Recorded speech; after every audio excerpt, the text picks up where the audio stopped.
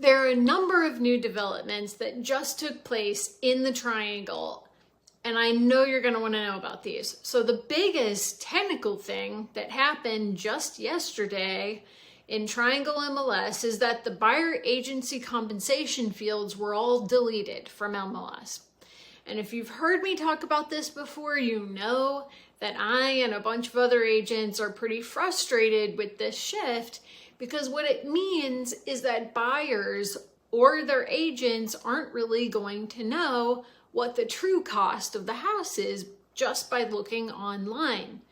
So yes, the purchase price will be listed, but if a buyer is working with an agent and the agent's fee is 2.5%, and the seller isn't offering to pay a buyer's agent, then the cost of a house that is listed at $600,000 is now $615,000.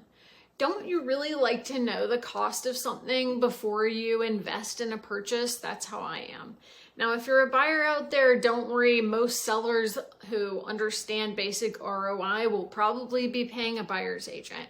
But not having full transparency about what a seller is willing to pay an agent, now buyer's agents are going to be calling the list agent before going to show a house to see if they are paying a buyer's agent. Why is that? Because all parties are going to want to know how much the house costs, like I said. So buyer's agents are supposed to show all homes equally if their buyers want to see them. They're not supposed to discriminate based on whether or not the seller or the buyer is paying for them. But my guess, and it's common sense, guys, is that buyers want to know beforehand whether or not this extra fee is going to be tacked on to the online price that they're seeing.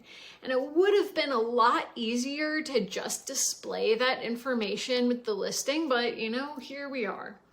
What it means on the list side is that listing agents are going to be bombarded with even more phone calls and emails and texts than they already get.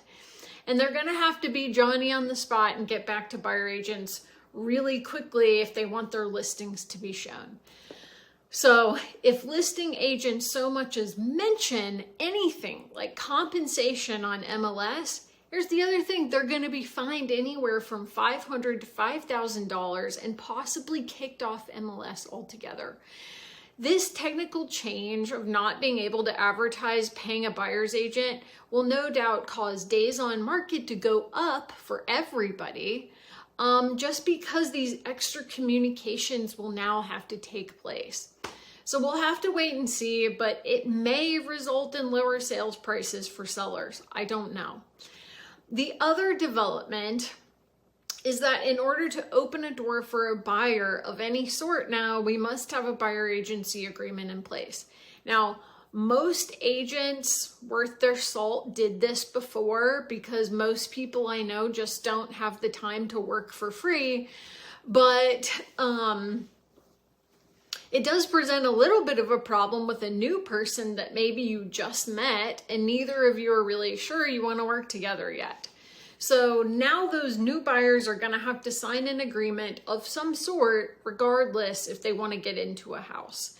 And to make matters worse, agents are now going to be randomly audited whenever they show a house and book showings. And if they can't produce a buyer agency agreement for the showing that they booked, they're going to be fined. Welcome to a new culture of fear. And if you know a realtor, please be kind to them. Most of us are just doing our best out here trying to work for our clients, and these changes just made our jobs that much harder. Thankfully, I've got good plans in place to navigate all of this. So if you want to know what I'm doing personally and specifically to help my buyers and sellers succeed in this wild new world, just drop me a line.